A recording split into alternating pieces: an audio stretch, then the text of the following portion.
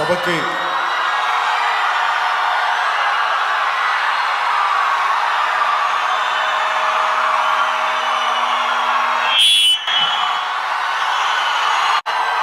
విచ్చేసిన నాన్నదమ్ములకి, ఆడపడుచులకి, అక్క చెల్లెళ్ళకి, తల్లులకి,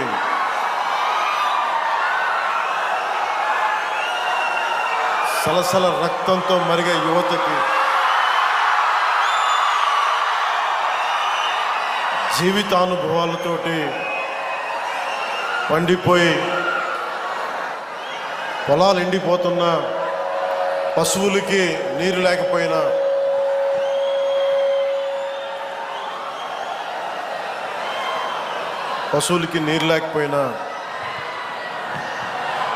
అన్ని బాధల్ని దిగమింగుకునే ప్రకాశం జిల్లా రైతాంగానికి నా హృదయపూర్వక నమస్కారం. వేదిక పైన ఆశీనులై ఉన్న పెద్దలు, సోదరులు,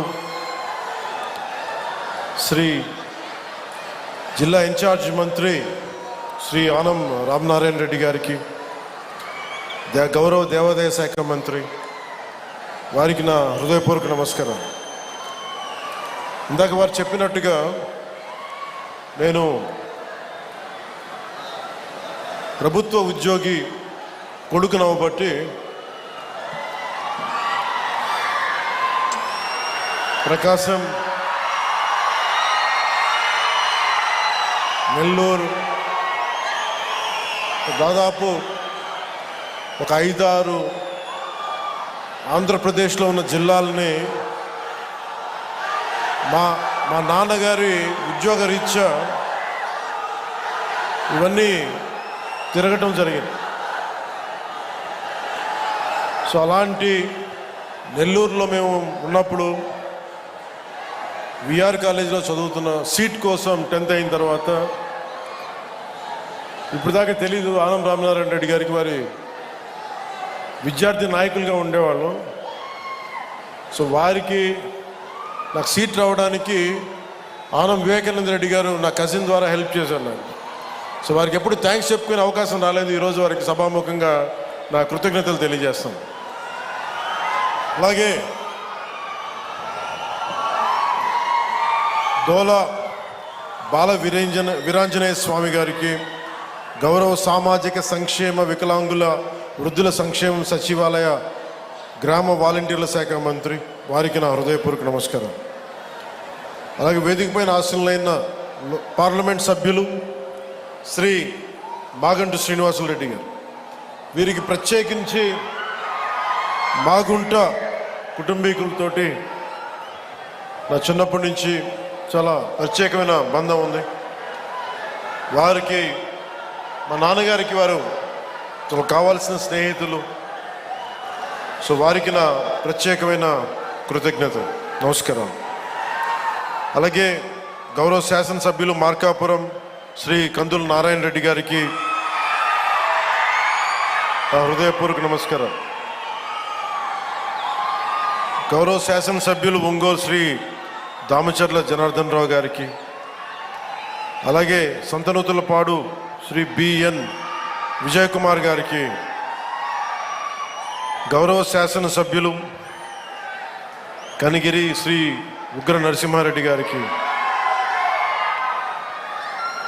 గౌరవ శాసనసభ్యులు గిద్దలూరు ముత్తుముల అశోక్ రెడ్డి గారికి, శ్రీ నూకసాని బాలాజీ గారికి, చైర్మన్ ఏపీ పర్యాటక అభివృద్ధి సంస్థ, అలాగే శ్రీ మారెడ్డి శ్రీనివాసరెడ్డి గారికి, చైర్మన్ వ్యవసాయ మిషన్, అలాగే సెంట్రల్ యూనివర్సిటీ, హైదరాబాద్ సెంట్రల్ యూనివర్సిటీలో విద్యార్థి నాయకుడిగా పోరాటాలు చేసి జనసేన నాయకుడిగా గుర్తింపు సెక్రటరీగా ప్రధాన కార్యదర్శిగా ఉండి శ్రీ చైర్మన్ మాల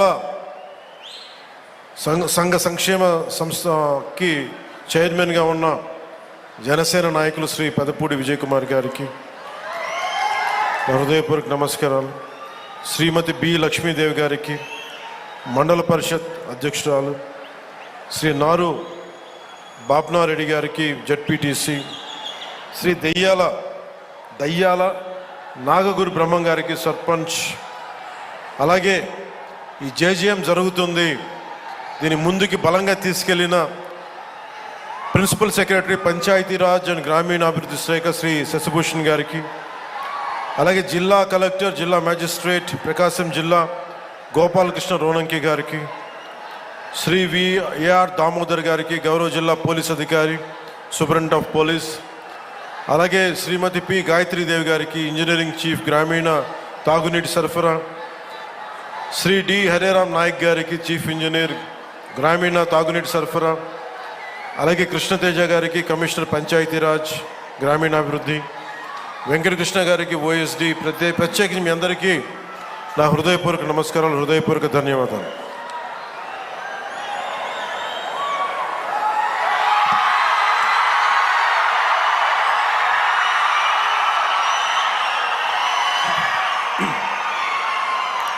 నాకు ప్రకాశం జిల్లా అంటే గుర్తుకొచ్చేది ఆంధ్ర కేసరి శ్రీ టంగుటూరి ప్రకాశం పంతులు.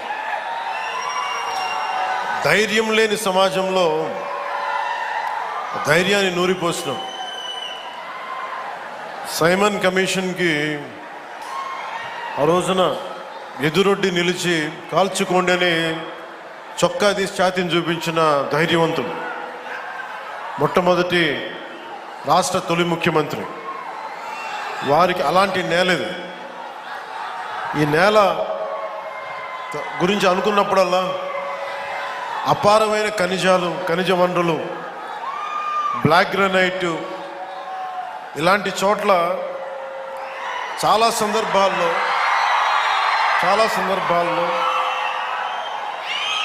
ముఖ్యంగా ఇక్కడున్న యువత, ఈరోజు నేను వచ్చిన సందర్భం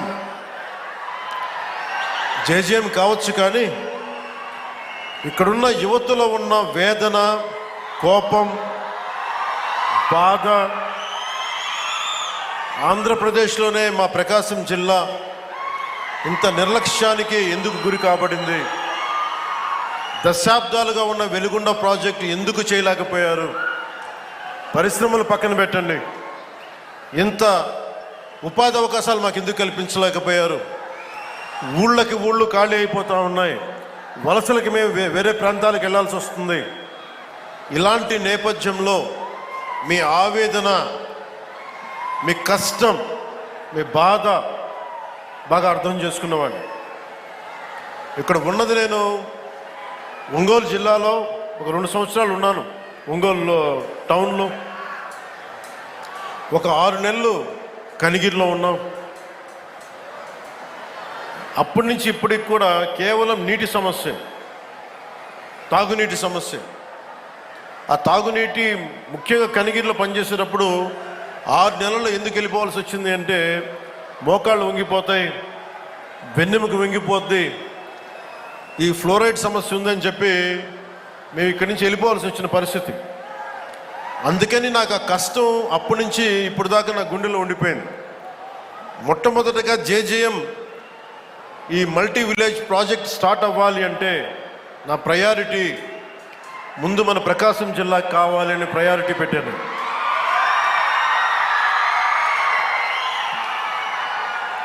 అలాగే మీకు గత ప్రభుత్వం మీకు ఏం చేసింది, ఎలా ప్రవర్తించారో మీ అందరికీ తెలుసు. మన జిల్లాకు సంబంధించి వెలిగొండ ప్రాజెక్టుకి ఒక 4,000 కోట్ల రూపాయలు కావాలి. దాంట్లో మేజరు ఎవరైతే భూపరిహారానికి కావాలి, వాళ్ళు అప్పులు తీసుకున్నారు. రాష్ట్రం మీద లక్షల కోట్ల అప్పులు తీసుకున్నారు, కానీ మనకు ఒక వెలిగొండ ప్రాజెక్ట్ తేలేకపోయారు. అలాగే గత ప్రభుత్వం జలజీవన్ మిషన్ అనేది దాహం తీర్చేది, గంగమ్మ తల్లి మనకి దాహం తీర్చేది, మన పంట పొలాలకి జీవం పోసేది, పంట పండించి మన ఒంట్లో సత్తువు నింపేది. అలాంటి గంగా సమానమైన నదీ జలాలు ఉండాలి. జలజీవం మనకి జలజేయం అనేది ప్రధానమంత్రి గారు చాలా గుండెల్లోకి ఎత్తుకొని భుజాల మీదకి ఎత్తుకున్న ఇది స్కీమ్ ఇది. అలాంటి స్కీమ్కి ఈ రోజున మాట్లాడితే గత పాలకులు మళ్ళీ రౌడిజం చేయడానికో గుండాగర్దీ చేయడానికో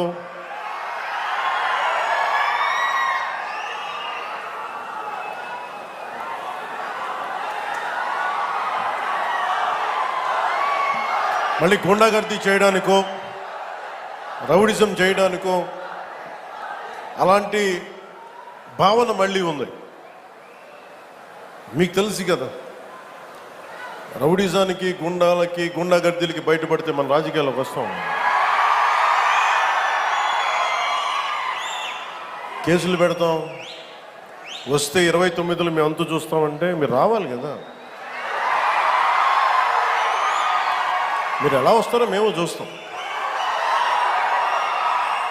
నాకు వారి మీద, వైసీపీ నాయకుల మీద ఈరోజు చెప్తున్నాను, మొదటి నుంచి చెప్తున్నాను, వ్యక్తిగతంగా నాకు ఎవరి మీద కక్ష ఉండదు. మనస్ఫూర్తిగా నా గుండెల మీద ఆత్మసాక్షిగా చెప్తా, నాకు ఎవరి మీద కోపం ఉండదు. కానీ మీరు సగటు మనిషిలో, ఈ దేశంలో ఉన్న సగటు మనిషికి, సగటు మధ్యతరగతి మనిషికి, సగటు రైతుకి, సగటు యువకుడికి, సగటు యువతకి మీరు కనుక భయభ్రాంతుల్ని క్రియేట్ చేస్తే దాన్ని ఎదుర్కొనే కదా ఇక్కడ దాకా వచ్చాం. మీకు 151 సీట్లు వచ్చినప్పుడు కదా, నేను 2 చోట్ల ఓడిపోయినప్పుడు కదా మేము ఎదుర్కొని బలంగా నిలబడింది. అంటే గుండెల్లో ఎంత దమ్ము ఉండాలి, రక్తంలో ఎంత వేడి ఉండాలి మీలాంటి వాళ్ళు తట్టుకోవాలంటే. నాకు తెలిసిన సినిమాల నుంచి వచ్చిన వాడిని, సినిమాలో డైలాగులు చెప్పను నేను. కుత్తుకలు కోసేస్తాం, మిడకాయలు కోసేస్తాం అంటే కోయడానికి మేమేమన్నా చొక్కా ఇప్పి చూపిస్తామా?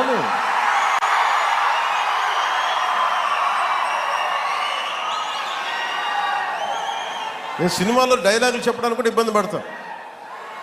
సింహం గడ్డం గీసుకుంది, మేము గడ్డం గీసుకోలేదు. ఈ సరదాగా ఉంటాయి మిమ్మల్ని చీరప్ చేయడానికో సరదాగా చేయడానికి. నిజంగా గడ్డం గీసుకోవడం ఎంత దరిద్రంగా ఉంటుంది చూడండి, ఆలోచించండి. స్నానం చేయకుండా, మట్టి కొట్టుకుంటా. అంటే ఇవన్నీ ఏంటంటే సినిమాల్లో చెప్పిన డైలాగులు. అవి ఎందుకు చెప్తున్నానంటే సందర్భానుసారంగా చెప్తున్నాను. ఖచ్చితంగా మీరు అద్భుతమైన పాలన చేసి కనుక ఉండుంటే మీరు 11 సీట్లకు వచ్చేవాళ్ళు కాదు. మీరు అంటే ఇది రెలవెంట్ కాబట్టి చెప్తున్నా. ఇది కక్ష తీర్చుకునే ప్రభుత్వం కాదు. ఇది తప్పులు చేస్తే శిక్షించే ప్రభుత్వం ఇది. అలాంటిది అంటే ఇది ఎందుకు చెప్తున్నానంటే మీకు వినండి మళ్ళీ అరవండి. మీ ఉత్సాహాన్ని కాదని మీరు వినండి. అంటే మీరు అరుపులు అరుచుకుంటూ వెళ్ళిపోతున్నారు, వాళ్ళేమో బెదిరిస్తామన్నారు, కోస్తామంటున్నారు. మళ్ళీ మీ ఎర్ర జెండా శక్తి తెలియదు వాళ్ళకి. మీ గుండెల్లో ఉన్న ఆ వేడి రక్తం గురించి తెలియదు వాళ్ళకి. అంటే కడుపు కాలి ఉన్నవాడికి కష్టపడి పనిచేద్దాం అనుకున్నా మళ్ళీ తిరిగి కోపం తెప్పించుకోండి. పని చేసుకుని తల ఉంచుకొని పని చేసుకుంటూ వెళ్ళిపోతున్నాం. నిజంగా 11 సీట్లు ఇచ్చిన ఆ పార్టీగా మేము గౌరవిస్తున్నాం. ఈ ప్రభుత్వం గౌరవ ముఖ్యమంత్రి శ్రీ నారా చంద్రబాబు నాయుడు గారి నాయకత్వంలో ఉన్న ఎన్డీఏ కూటమి నడుపుతున్న ఈ ప్రభుత్వంలో తప్పులుంటే ఖచ్చితంగా చెప్పండి. ఖచ్చితంగా చెప్తే మేము సరిదిద్దుకుంటాం, లేదా వివరణిస్తాం. అంతేగాని మేము కుత్తుకులు కోసేస్తాం, రంపాలు తెస్తాం, రంపాలు పెట్టి కుత్తుకులు కోస్తామంటే మీకు తెలుసు కదా, అలాంటి వాటికి తాటాకి చప్పుళ్ళకి మేము భయపడం. సో జల్ జీవన్ మిషన్కి 2019 నుంచి 2024కి నరేంద్ర మోదీ గారి ఆధ్వర్యంలో నాయకత్వంలో ఉన్న కేంద్ర ప్రభుత్వం మన రాష్ట్రానికి 26,000 కోట్ల రూపాయలు శాంక్షన్ చేసింది మనకి ఖర్చు పెట్టమని. మీరు ఊహించండి ఎంత ఖర్చు పెట్టారో వీళ్ళు. 26,000 కోట్లు మొత్తం ఇస్తామంటే దానికి మ్యాచింగ్ గ్రాంట్ ఇవ్వకపోవడం వల్ల 4,000 కోట్ల రూపాయలు ఖర్చు చేయగలిగింది. ఆ 4,000 కోట్ల రూపాయలు పోయి కనీసం కొన్ని ఊళ్ళకి దాహం తీర్చారా అంటే అది కూడా తీయలే. ఆ 4,000 కోట్లకి పైపులు వేసుకున్నారు అంతే. పైపులు వేసారు. ఇప్పుడు పైపులు వేస్తే వాటర్ సోర్స్ చూపించాలి కదా. ఎక్కడి నుంచి నీళ్లు పట్టుకొస్తున్నావు, చెరువు నుంచా, కుంట నుంచా, ఎక్కడి నుంచి పట్టుకొస్తున్నావు అంటే అవి కూడా చేయలే. పైపులు వేసి కూర్చోబెట్టారు. ఎప్పుడు మనకి ఉపరితలం నుంచి మన సర్ఫేస్ వాటర్ ఎప్పుడు వస్తుందని. దీనివల్ల ఆ 4,000 కోట్లు కూడా చాలా వరకు వృధా అయిపోయింది. ఈ రోజున జేజేఎం మిషన్ ఆగిపోతుంది. అంటే ఈరోజు మనం కూటమి ప్రభుత్వం ఎందుకు ఇంత బలంగా ఉన్నామంటే అంటే మీరు మా మీద పెట్టిన నమ్మకానికి అన్నదమ్ములు, ఆడపడుచులు, యువత, పెద్దలు, పిన్నలు, రైతాంగం, మధ్యతరగతి అందరూ నమ్మి ఓటేస్తే జల్ జీవన్ మిషన్ పథకాన్ని మేము ఆపేస్తున్నాం అని కేంద్ర ప్రభుత్వం చెప్పారు. మాకు కంటిన్యూ చేయాలని లేదు మాకు. ఎందుకంటే నీళ్ళు ఇవ్వడం అనేది స్టేట్ సబ్జెక్ట్.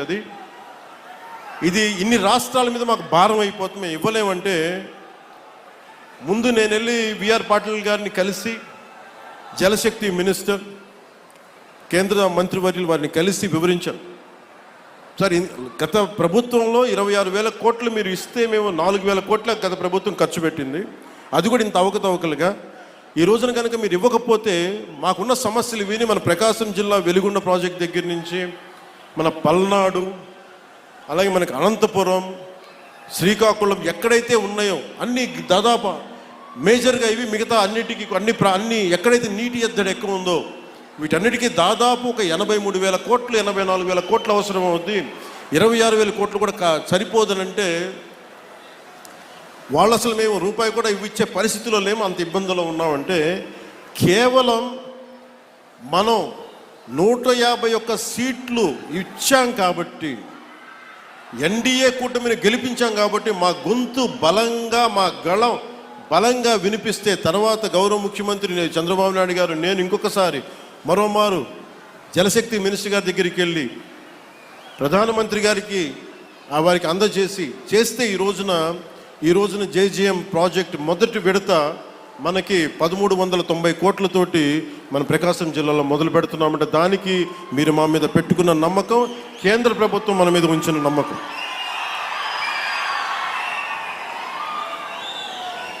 అంటే ఇక్కడ దీనివల్ల నేను ఒక 4 దశాబ్దాల పైనే కనిగిరిలో పెరిగినాను. 4 దశాబ్దాల క్రితం మొట్టమొదటిసారి స్వాతంత్రం వచ్చాక మన ప్రకాశం జిల్లాలో చేపడుతున్న అతిపెద్ద తాగునీటి సరఫరా పథకం ఈరోజు మనం జల్ జీవన్ మిషన్ ద్వారా చేపడుతున్నాం. 1,290 కోట్లతోటి ప్రకాశం జిల్లాలో 7 నియోజకవర్గాలు ఎర్రగొండపాలెం, గిద్దలూరు, మార్కాపురం, కనిగిరి, కొండేపి, కందుకూరు, దర్శి అసెంబ్లీ నియోజకవర్గాల పరిధిలో 18 మండలాలు 578 గ్రామాల్లో ఉన్న దాదాపు 10 లక్షల పైచిలకు జనాభాకు వచ్చే 30 సంవత్సరాల పాటు ఈ పథకం ఫస్ట్ ఫేజ్ ద్వారా తాగునీటిని అందించబోతుంది. దీనికోసం ఒక water treatment plant, 19 సంపులు, 31 over head balancing రిజర్వాయర్లు, 334 ఓవర్ హెడ్ ట్యాంకులు, 5,000 కిలోమీటర్ల మేరకు పైప్ లైన్లు వేసి శ్రీ పూలసుబ్బయ్య వెలిగొండ ప్రాజెక్ట్ నుండి ప్రజలకి, మన ప్రకాశం జిల్లా ప్రజానికానికి నీరు అందజేయబోతున్నాం. గత పాలకులు మీకు చెప్పాను, ప్రజలకు మంచి నీరు అందించే కార్యక్రమాలని పూర్తిగా పైకెక్కించారు. అంటే లాస్ట్లో ఇంకా ఓడిపోతున్నామని తెలుసుకునే దశలో అప్పుడు ఒక శిలాఫలకం వేశారు మన ప్రకాశం జిల్లాకు సంబంధించి. నిజంగా వాళ్ళకి త్రికరణ శుద్ధి ఉండుంటే వాళ్ళు ఎప్పుడు చేస్తుండాలి? వచ్చిన మొదటి సంవత్సరంలో చేస్తుండాలి. ఈరోజు వాళ్ళు లక్షల కోట్ల అప్పులు పెడితే అన్ని తట్టుకొని ముఖ్యంగా మీరు మనం ఉండటం వల్ల ఆంధ్రప్రదేశ్ 21 ఎంపీలను గెలిపించడం వల్ల కేంద్ర ప్రభుత్వానికి అది ఒక బలం, ఆక్సిజన్ అయిపోయింది. దానివల్ల మనకి ఈరోజు డబ్బులు వస్తూ ఉన్నాయి. దానికి కారణం మీరు మమ్మల్ని నమ్మి నారా చంద్రబాబు నాయుడు గారి నాయకత్వంలో నమ్మిన కూటమిని గెలిపించినందుకు దానికి నిదర్శనం ఈ రోజున మన ప్రాజెక్ట్ స్టార్ట్ అవటం. ఇక్కడ గత ప్రభుత్వం 5 సంవత్సరాల ఎలాంటి మంచినీటి పథకం మొదలుపెట్టలేదు. చివరి సంవత్సరం ఇందాక చెప్పినట్టుగా ఎలక్షన్కి ముందు శిలాఫలకాలు వేసి పరిమితమయ్యారు. ఈ రోజు వచ్చి వాళ్ళు రోడ్ల మీదకి వచ్చి మేము కుతుకులు కోస్తాం, ఇవన్నీ చేస్తాం అంటే ప్రజలకు అర్థం కాదా? మనకు అర్థం కాదు. కానీ మన కూటమి ప్రభుత్వం ఏర్పడ్డాక చాలా ప్రణాళికాబద్ధంగా జలజీవన్ మిషన్ ప్రాజెక్ట్ని ముందుకు తీసుకెళ్తుంది. అందులో భాగంగా నేను ఒకటే చెప్పాను, శిలాఫలకాలు వేస్తారు అందరూ, ఎప్పుడు ఫినిష్ చేద్దామంటే అధికార యంత్రాంగం, ఉన్నతాధికార యంత్రాంగం కానీ కాంట్రాక్టర్స్ కానీ అందరూ ఒకటే ఇచ్చారు, సకాలంలో కనుక మన నిధులు కనుక వచ్చేస్తే 18 నెలల నుంచి 20 నెలల్లో ఈ ప్రాజెక్ట్ని పూర్తి చేస్తాం. ఇది నేను ప్రత్యేకించి నేను ఈ పథకాన్ని నేను పర్యవేక్షిస్తాను. నేను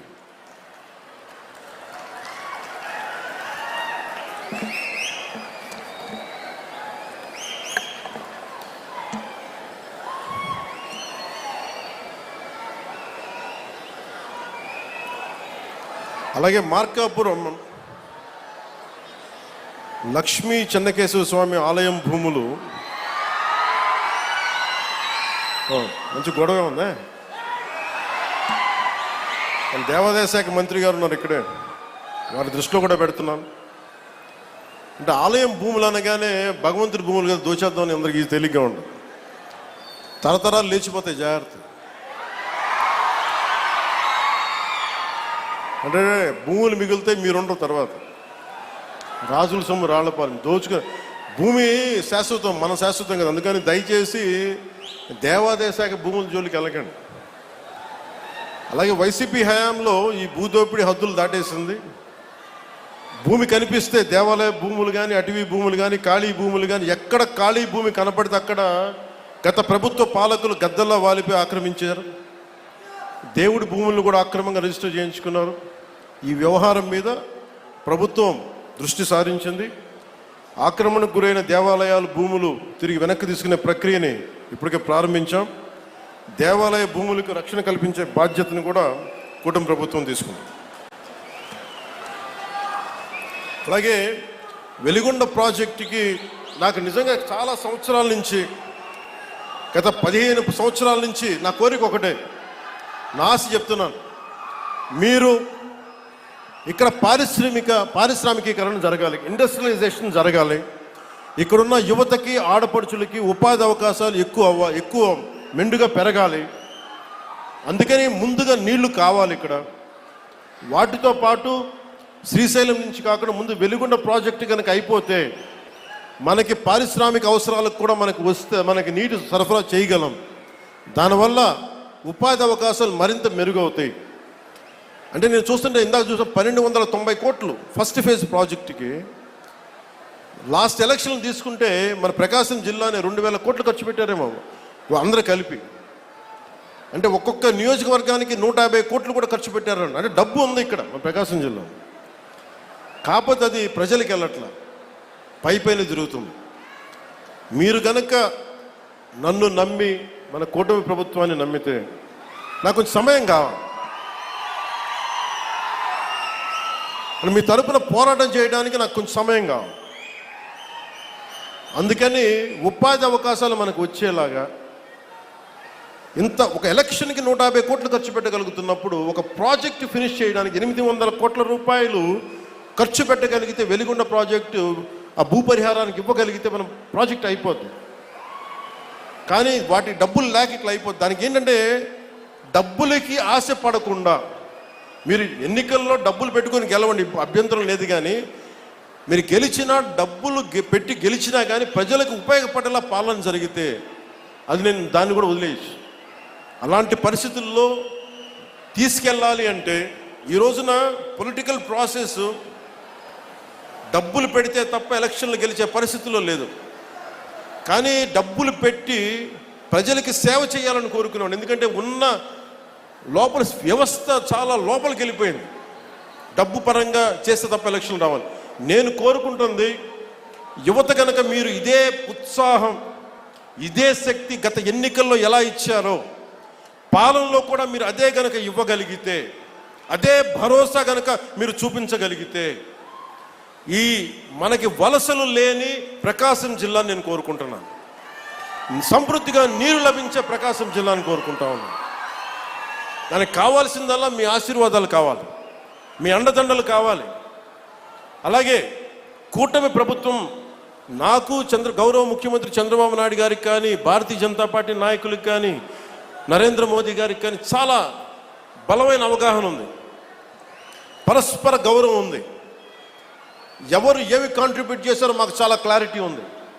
కానీ అది ఈ రోజున అది పంచాయతీ స్థాయికి దాకా వెళ్ళాలి. పంచాయతీ స్థాయి దాకా జనసేన పార్టీ ఏం చేసింది, క్షేత్రస్థాయిలో జనసేన నాయకులకి గౌరవం ఇవ్వడం, అలాగే జనసేన నాయకులు తెలుగుదేశం నాయకులకు గౌరవం ఇవ్వడం, లేదా అందరం కలిసి మన ముగ్గురు భారతీయ జనతా పార్టీ నాయకులతో కూర్చొని మాట్లాడటం. సమస్యలు వస్తాయి, ఒక్కోసారి ఇబ్బందులు ఉంటాయి, కానీ వాటిని అధిగమించి ముందుకు వెళ్ళటమే మన లీడర్షిప్ క్వాలిటీ. అందుకని దయచేసి అందరం, నాకు గౌరవ ముఖ్యమంత్రి నారా చంద్రబాబు నాయుడు గారికి కానీ పదే పదే చెప్తా ఉన్నాను. దేనికి చెప్తున్నానంటే ఇంకొకళ్ళు వస్తారని భయం లేదు మాకు, వాళ్ళు రారని మాకు తెలుసు. కానీ ఒక పని చేసేటప్పుడు రోజు లాక్కుంటా పీక్కుంటా లాక్కుంటా తిట్టుకుంటా, అంటే ఒక సామెత ఉంటుంది కదా, తల్లిదండ్రులు తిట్టుకుంటా లేస్తే పిల్లలు కొట్టుకుంటా లేస్తారు. అలాగా నాయకులు ఎప్పుడు పరస్పరం తిట్టుకుంటా ఒకళ్ళు పొడుచుకుంటా ఉంటే వేదిక పైన నాయకులకు కానీ రాష్ట్ర స్థాయిలో ఉన్న నాయకులందరికీ కూడా మా అందరి బాధ్యత, మీరు మా మీద భరోసా పెట్టారు. మీరు లేకపోతే 151 సీట్స్ అవుట్ ఆఫ్ 175 ఎలా వస్తాయి? 94% స్ట్రైకింగ్ రేట్, 93% కూటమికి, జనసేనకి 100% స్ట్రైకింగ్ రేట్. ఇవన్నీ ఎందుకు ఇచ్చారు? నేను పదే పదే సభలు ఇదే చెప్తున్నాను, కూటమికి కూడా ఇదే చెప్తున్నాను, కూటమి నాయకులందరికీ కూడా. దయచేసి దీన్ని ఒకళ్ళు ఎక్కువ ఒకళ్ళు తక్కువ కాదు, అందరం చాలా అవసరం, ఒకళ్ళకొకళ్ళు అందరం చాలా అవసరం. నేను గతంలో కూడా చెప్పాను, గౌరవ ముఖ్యమంత్రి గారిని లాస్ట్ టైము గత ప్రభుత్వం ఆయన జైలు పాలు చేసినప్పుడు కొద్దిమంది జనసేన పార్టీకి సంబంధించిన మద్దతుదారులు ఏదో మాట్లాడితే తెలుగుదేశం పార్టీని దయచేసి అలా బలహీనంగా చూడకుండా, చాలా బలమైన పార్టీ, దాన్ని గొడవ పెట్టకండి, దాని అలా ఇంత నేను గౌరవించాను. అంటే మీకు అడ్వర్సిటీ రివీల్స్ ట్రూ క్యారెక్టర్ అంటాం. ప్రతికూలత పరిస్థితుల్లో మీరేంటి, ప్రతికూల పరిస్థితుల్లో నీ సత్తా ఏంటి, అది కదా. అంటే కష్టాలు ఉన్నప్పుడు నేను ఏం చెప్తున్నానంటే, మేము ఏ రోజు కూడా ఏ పార్టీని తగ్గించలేదు, తెలుగుదేశాన్ని ఏ రోజు తగ్గించలేదు. భారతీయ జనతా పార్టీ నాయకత్వం లేకపోతే, అండదండ లేకపోతే ఈరోజు జేజేఎం రాదు. ఈ రోజున తెలుగుదేశం పార్టీ లేకపోతే, నా గౌరవ ముఖ్యమంత్రి గారు లేకపోతే ఈ ఫైనాన్స్ ఇంత ప్రణాళికాబద్ధంగా చేయలేం. నాకు అనుభవం లేదు, నాకు పోరాటం చేసే శక్తి ఉంది. అంటే ఒక పని చెయ్యాలి అంటే ఇన్ని శక్తులు గుమిగూడాలి. అన్ని వేళ్ళు ఒకలా ఉండవు, కానీ ఏ వేలికి ఈ బొట్టనేలు తీసేస్తే ఏం చేస్తాం, ఏకల వీళ్ళకి ఏం చేయలేము. సో ఎవరు ఎక్కువ ఎవరు తక్కువ లేదు, మొత్తం కలిస్తేనే పిడికిలి.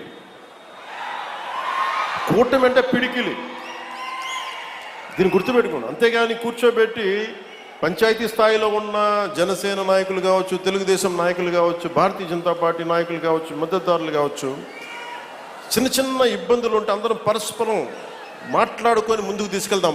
మన ఆబ్జెక్టివ్, మన గోల్ ప్రజలకి న్యాయం చేయటం. ముఖ్యంగా ప్రకాశం జిల్లా దగ్గరికి వచ్చినప్పటికీ దాహం తీర్చడం.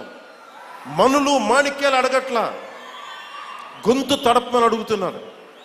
గొంతు ఎండుకుపోతుంది, పశువులకి నీళ్లు పెట్టుకోలేకపోతున్నాం. పశువులకి వచ్చిన కొత్తల్లో మొదటి అసెంబ్లీ సెషన్లో నాకు గౌరవ శాసనసభ్యులు, మన పేరు గుర్తులేదు కానీ నాకు అసెంబ్లీలు ఇచ్చారు. మూగజీవాలు ఎండుకుపోతున్నాయన్నా, సమ్మర్ వచ్చేస్తుందంటే. ఈరోజు పశువులు నీటి తొట్లు ఎందుకు వచ్చినాయి అంటే దానికి ప్రకాశం జిల్లాలో మనుషులకి నీళ్లు లేవన్నా దాంతో పశువులు చచ్చిపోతున్నాయంటే ఆ ఒక్క మాట కదిలించి ఈరోజు పశువులు నీటి తొట్లు వచ్చినాయి మొత్తం మేము. అంటే ఇవన్నీ ఏంటంటే మేము 15 సంవత్సరాలు స్టెబిలిటీ ఇస్తే తప్ప, ఈరోజు వేసిన మొక్క, ఒక చిన్న మొక్క వృక్షం అవ్వాలంటే 10-15 సంవత్సరాలు పడద్దు. ఒక మామిడి చెట్టు ఈరోజు మొక్క వేస్తుంది రావడానికి 8-10 కనీసం దశాబ్దం పైన తీసుకుంటుంది. అలాంటిది ఈరోజున ఒక పబ్లిక్ పాలసీ చేస్తే, ప్రజలకు ఉపయోగపడే చెయ్యాలి అంటే ఇంతమంది ఇంత సమయం కావాలి. అందుకే నేను పదే చెప్తా ఉన్నాను, 15 సంవత్సరాలు కలిపి ఉండాలి అని. దయచేసి నన్ను అందరూ కూడా అర్థం చేసుకోండి. నేను ఈరోజు మీకు ప్రకాశం జిల్లా మనకి ఈ సభ సాక్షిగా చెప్తున్నాను, నాకు నా పార్టీ సంక్షేమం కంటే కూడా, కూటమి సంక్షేమం కంటే కూడా నాకు నా ప్రజల సంక్షేమం చాలా చాలా ముఖ్యం. చాలా ముఖ్యం నాకు. ఎందుకంటే మాకు అధికారం ఇచ్చింది, మీరు కష్టపడమని ఇచ్చారు, మాకు అధికారం, మీకు నిలబడమని ఇచ్చారు, సమస్యలకి పరిష్కారాలు ఎతకమని ఇచ్చారు, కొట్టుకోమని మీరు ఇవ్వలేదు. ప్రతి ఒక్కరూ మేము తెలుసుకోవాలని. అందుకని బయట అధికారం నుంచి వెళ్ళిపోయిన గత ప్రభుత్వ పాలకులు రెచ్చగొట్టాలని చూస్తారు, వాటికి రెచ్చిపోకండి. యువత కూడా దయచేసి ఇదే విన్నవించుకుంటూ, మాకు ఈ అవకాశాన్ని ఇచ్చిన గౌరవ ప్రధానమంత్రి గారికి ప్రత్యేకించి my heartfelt thanks to honourable PM Shri Narendra Modiji, honourable union minister for Jal Shakti Shri C.R. Patil ji, and my heartfelt thanks to Honorable Chief Minister Shri Nara Chandrababu Naidu garu. I'm grateful to you all.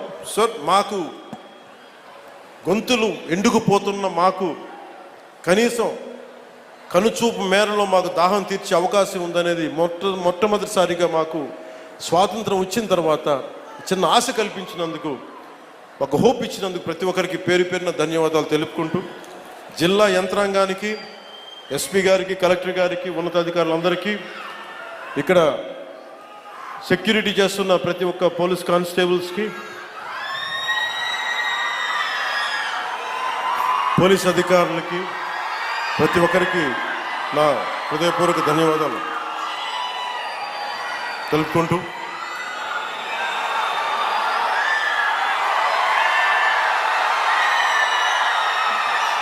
నేను మీకు 2 వాక్యాలు చెప్పి సెలవు తీసుకుంటాను. నాకు నా కుటుంబం కంటే కూడా మీ క్షేమం నాకు చాలా ముఖ్యం. ఈ రాష్ట్ర క్షేమం చాలా ముఖ్యం. ఈ దేశ క్షేమం నాకు చాలా ముఖ్యం. సో మీకోసం ఎల్లప్పుడూ పనిచేస్తాను. కష్టం ఉంటే సాధ్యమైనంత వరకు నా చేతిలో ఉంటే ఖచ్చితంగా తీర్చేస్తాను. కొన్నిసార్లు నిధుల లేమి వల్ల, నిధులు సరైన సకాలంలో రాకపోవడం వల్ల డిలే అవ్వచ్చేమో, కానీ చేయడం అడుగు పక్క. సో మీ అందరికీ మరోమారు ధన్యవాదాలు తెలుపుకుంటూ, అంటే ఉదాహరణకి బాలినేని శ్రీనివాస్ గారు ఉన్నారు వేదిక పైన. బాలినేని శ్రీనివాస్ గారు కూడా గతంలో వైసీపీలో చేశారు. అంటే నేను ఎప్పుడు కూడా వ్యక్తిగతంగా ఏ వ్యక్తితో నాకు గొడవలు ఉండవు, నాకు గత ముఖ్యమంత్రితో సహా. కాకపోతే మీరు ప్రజలకి ఇబ్బంది కలిగిస్తే మటుకు అట్లాంటి సమయంలో కూడా బాలినేని గారు నాకు చాలా ఎప్పుడు అండగా నిలబడేవారు. అంటే చాలా బలంగా మాట్లాడగలిగే వ్యక్తి, ఒక సమస్య పైన అవగాహన ఉన్న వ్యక్తి, అలాగే రాజకీయాన్ని సరిగ్గా ఎలా చేయాలో తెలిసిన వ్యక్తి, కక్ష సాధింపులకు వెళ్లకుండా ఇచ్చిపుచ్చుకునే ధోరణి ఉన్న వ్యక్తి. కాబట్టి వారిని ఈ రోజున జనసేన పార్టీలోకి ఆహ్వానించారు. మనస్ఫూర్తిగా వారికి కూడా నేను సభాముఖంగా తెలియజేస్తూ ఉన్నాను,